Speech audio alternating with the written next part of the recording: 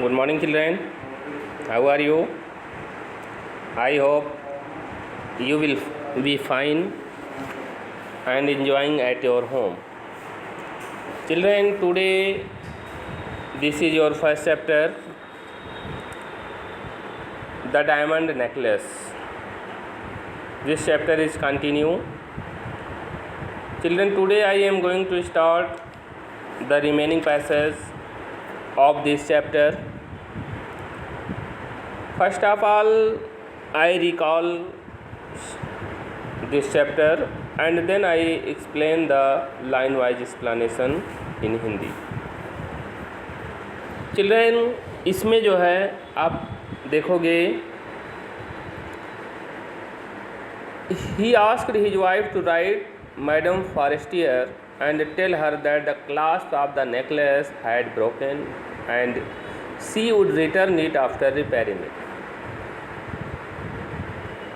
Mathilde के husband जो है उन्होंने अपनी वाइफ से, अपनी पत्नी से कहा टू राइट, लिखने के लिए, टू मैडम फॉरेस्टियर के पास उन्होंने कहा, उन्होंने अपनी पत्नी से कहा कि वह मैडम फॉरेस्टियर के पास लिखे एंड टेल हर, और उनको बता दे दैट कि द क्लास का मतलब क्या होता है, जोड़ आप कह सकते हो, ठीक है ना,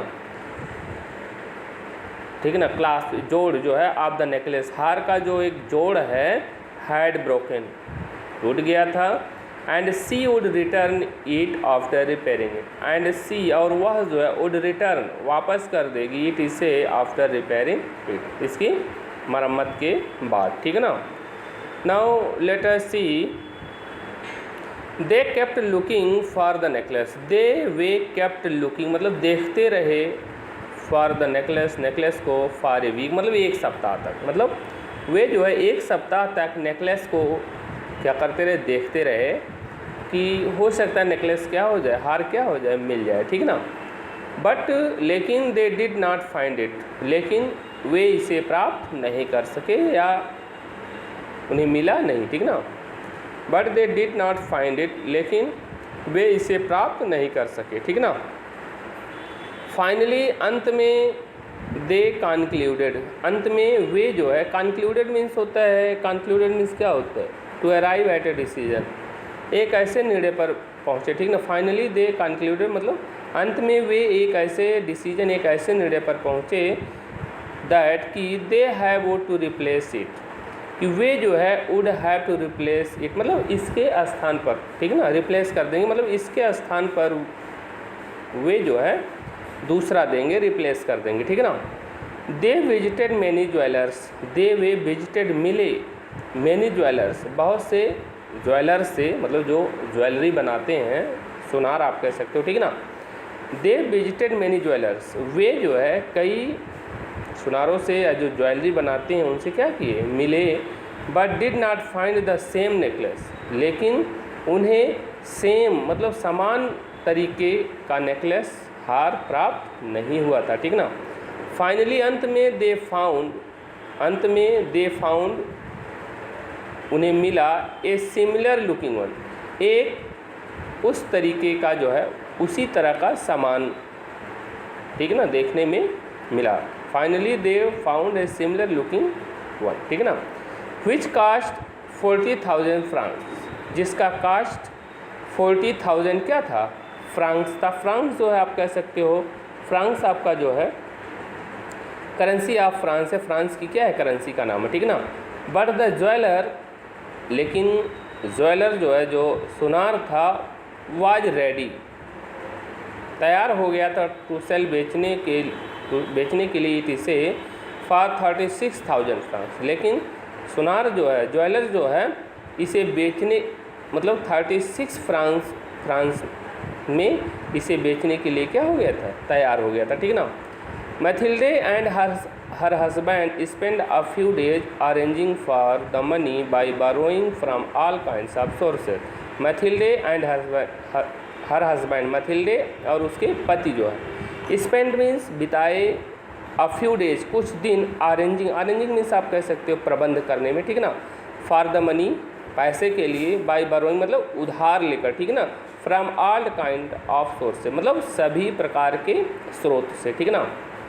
मैथिल्डे और उसके पति जो है सभी प्रकार के स्रोतों से जो है उधार लेकर किसी तरह जो है पैसे का उन्होंने कुछ दिनों में क्या किया, प्रबंध किया, ठीक ना। आगे देखेंगे, they even मोर्टेज their entire life saving, way even, यहाँ तक मोर्टेज का मतलब क्या होता है, बंधक बना देना, ठीक है ना।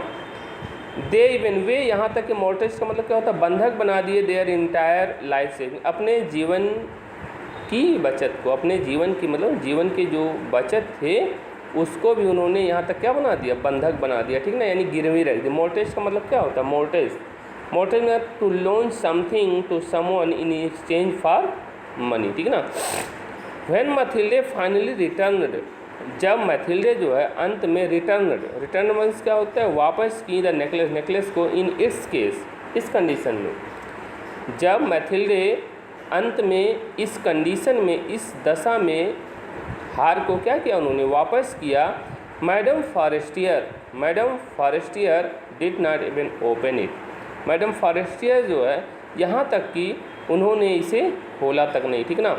सी वाज ओनली अनवॉयड, वह केवल अनवॉयड मतलब क्रोधित हुई थी, दैट की the necklace was not return earlier, कि नेकलेस जो है उन्हें जल्दी वापस नहीं किया गया, ठीक है ना। मैथिल्डे वाज थी रिलीव्ड मीन्स, मतलब रिलीव्ड का मतलब क्या होता है, रिलीव्ड मीन्स हो सकता है मतलब कोई ऐसा कार्य जिसको करने के बाद आदमी क्या होता है, थोड़ा सा फ्री माइंड होता है, ठीक ना, मतलब कार्य मुक्त हो गई थी, ठीक ना। मैथिल्डे वाज रिलीव्ड, मैथिल्डे जो है कार्य मुक्त हो गई थी, ठीक ना। एक बहुत बड़ा वर्डन जो है उनके ऊपर से क्या हो गया था, हट गया था, ठीक ना। आफ्टर दिस, इसके बाद Mathilde and her husband, Mathilde और उसके पति जो है spend their lives in great poverty, spend मतलब बिताने लगे देयर लिव्स, अपनी रहन सहन, इन ग्रेट पॉवर्टी का मतलब बड़ी गरीबी में, ठीक ना। इसके बाद मैथिल्डे और उसके पति जो है अपने रहन सहन को बहुत गरीबी में क्या करना शुरू किए, बिताना शुरू किए, ठीक है ना।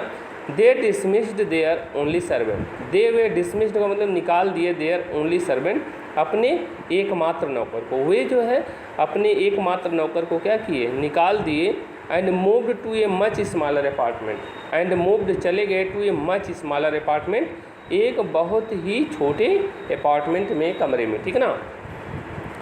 मोनेजर लोजल वर्कड 3 जॉब्स, मोनेजर लोजर जो कि मैथिल्डे के क्या थे, हस्बैंड थे, वर्कड काम करते थे, 3 मतलब 3 जॉब करते थे, ठीक है ना, 3 जॉब्स। मोनेजर लोजल वर्क 3 जॉब्स, 3 वर्क करते थे, 3 काम करते थे। And Mathilde spend her day, और मैथिल्डे जो है स्पेंड हर डे मतलब अपना दिन क्या करती थी, बिताती थी, doing all the house hold chores, सभी घरेलू कामों को करने में पूरा दिन अपना वो क्या करती थी, बिताती थी। Their misery lasted 10 years, their misery मतलब उनका दुख जो है इस तरह जो है 10 वर्षों तक क्या करता रहा, चलता रहा। By the time they paid off all their डेब्ट, मतलब बाय द टाइम समय के साथ साथ they paid off all their debts, उन्होंने अपने सभी डेब्ट्स मीन्स क्या होता है, a sum of money that is owed to someone, ऋण मतलब समय के बीतने के साथ साथ उन्होंने जो है अपने सभी ऋण को क्या कर दिया, अदा कर दिया। Mathilde had last her beauty, Mathilde had last खो चुकी थी हर ब्यूटी अपनी सुंदरता, एंड चार्म और आकर्षण, and both her husband and she were tired and damage from years of hardship. Mathilde ने अपनी सुंदरता और अपने आकर्षण को खो दिया था, और दोनों मतलब उनके पति और वह जो थक गई थी, एंड डैमेज और बहुत अधिक क्या हो गई थी, क्षति हो गई थी, नुकसान हो गई थी, फ्रॉम ईयर्स ऑफ हार्डशिप, मतलब इस फ्रॉम ईयर्स ऑफ हार्डशिप मतलब क्या होता है, इस कठिनाई भरे वर्ष से, ठीक है ना। Thank you children, if you have any problem और any difficulties you can ask again to me. Thank you.